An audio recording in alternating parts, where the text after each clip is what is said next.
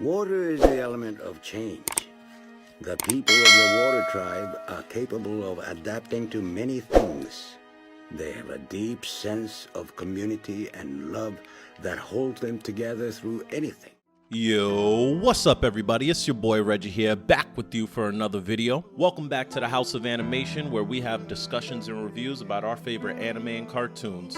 And today's video is going to be part 3 of my Avatar: The Last Airbending series, focused on the different bending disciplines. And for this video today, we're going to be focused on waterbending. So just like my previous videos, we're going to be having a quick overview of waterbending and waterbenders, as well as talk about some of their strengths and some of their weaknesses, and then where I think waterbending ranks in the overall bending disciplines. So to start off, waterbending is actually the very first bending that we see in Avatar. Watching Katara waterbend is literally the audience's introduction into the magic system of the Avatar world. So it's really satisfying watching her go from this novice waterbender to a beast waterbender by the end of just book 1 alone. And the place where we're introduced to Katara and Sokka is actually one of the 2 places that majority of waterbenders in the Avatar world reside. So the 2 places where you can mainly find waterbenders is the Northern Water Tribe and the Southern Water Tribe. And as far as I could tell, the water tribes themselves are probably the most deeply rooted in family and culture. Katara and Sokka show one of the best brother-sister relationships that I ever seen in a cartoon. And I love rewatching Avatar, especially book 1, just seeing how they changed throughout the entire first season. And that's how we can begin this. Waterbending is called the element of change. And just like water itself, waterbenders are able to change and adapt to whatever their fight situation is.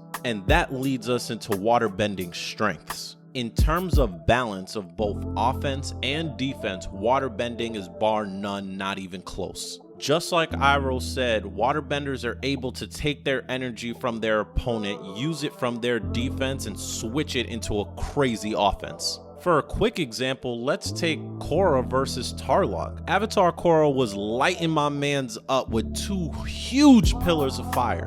Tarlok was going one-on-one with the Avatar and used a body of water to defend himself, and then change it into an icy attack where he was able to throw shards at Korra. If she wasn't an earthbender, that would have been a hard spot for her. And that leads into another strength. Waterbending is the first element that we've seen that was able to phase shift, and this helped not only their offense but their defense as well. Waterbenders were able to take their water, change it to ice, which made their attacks way more destructive, and they're also able to take the water and turn it into ice and use it for defense as well. And let's not even talk about if you're fighting a waterbender during a full moon, because now they're on a whole new level of strength. And shit, we talking about a full moon. Let's not even consider fighting a waterbender in the rain. That's one of the biggest strengths of waterbending. The world is like what, 70% water? So the idea that waterbenders aren't able to find water in majority of situations is pretty hard to think of. So as long as a waterbender has a large enough body of water around them, they're pretty much good in almost any situation. So beyond the strength of a waterbending, waterbenders also introduce us to the very first sub-bending in the Avatar series. Skilled waterbenders are actually able to heal themselves.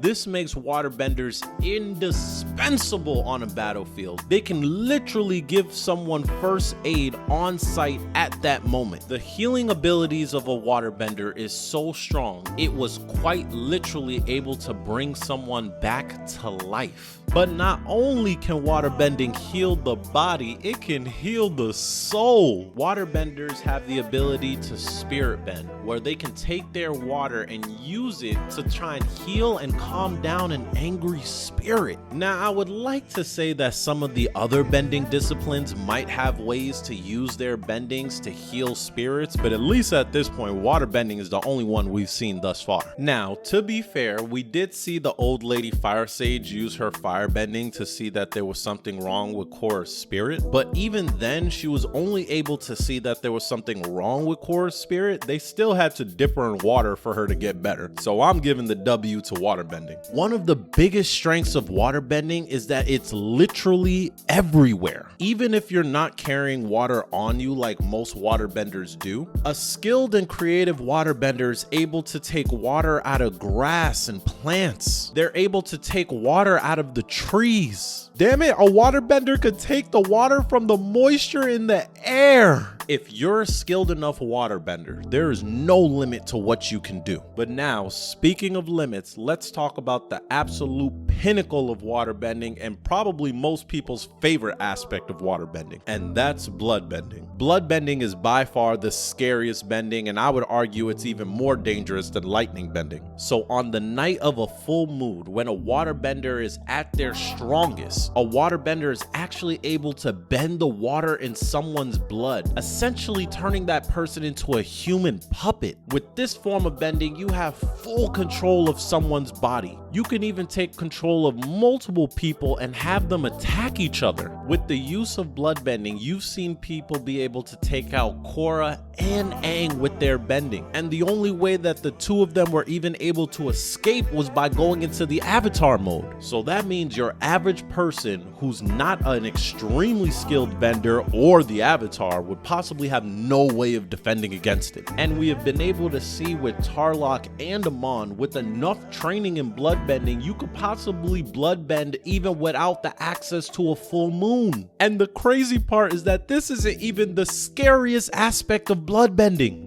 With bloodbending, Amon has shown the ability to take away someone's bending. And not even just your average bender, not your pro bender. Amon took away 3 out of the 4 elements from the avatar herself. Just the possibility of someone being able to learn how to do this makes waterbending so OP.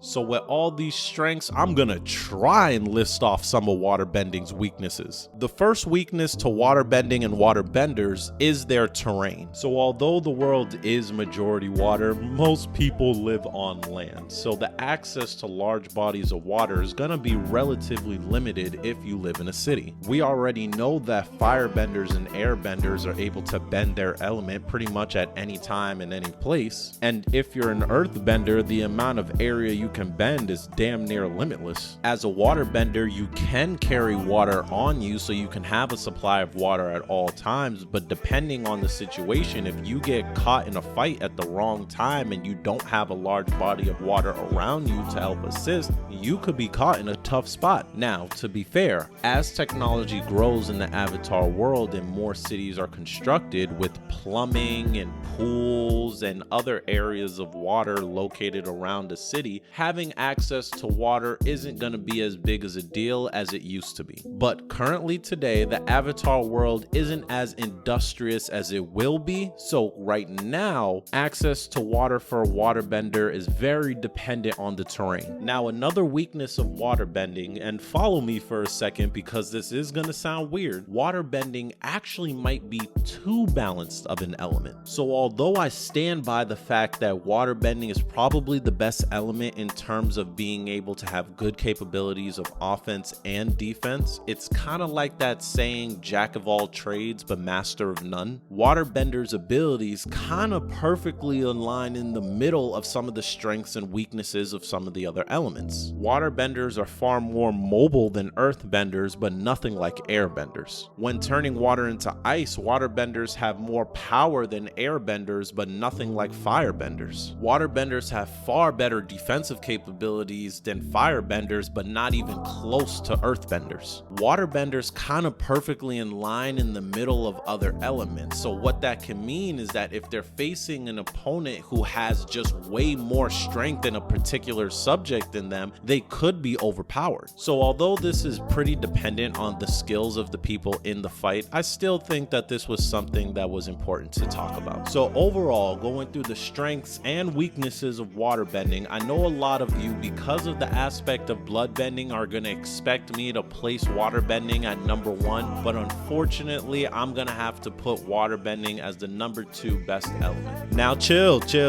Before you go crazy in the comments, let me explain why. If bloodbending was a skill that most people were able to learn and use, waterbending would easily be number one. But unfortunately, or fortunately, bloodbending is illegal. So let's just look at the facts. To be a bloodbender, you have to A, be extremely talented. B, you have to find a teacher who knows bloodbending themselves and is willing to teach it to you. C, bloodbending is only something that you can practice once a month during a full moon. And then D, it's something that took even Amon years of hardcore practice to be able to do, and he was the best at it. Bloodbending isn't like metal bending, where you have an entire city of people who are able to bloodbend with entire schools dedicated on the practice. Bloodbending is extremely dangerous, but the access to bloodbending is so difficult, and the time it takes to be able to perfect it is so long. It's not something that I think is going to be readily available to the public of the Avatar world like metal bending is. So with the access, time, and training that it takes to be a proficient bloodbender, it's something where I can comfortably say that a lot of people in the Avatar world are not going to be able to become bloodbenders. So when I factor all of that into the equation, if I take out bloodbending, or at least say that not a lot of people are capable of becoming bloodbenders, it allows me to comfortably put waterbending at number 2. But maybe I'm wrong. Maybe waterbending should be higher, or maybe waterbending should be lower. Comment below and let me know. But for that, I got nothing left for this video. So, peace.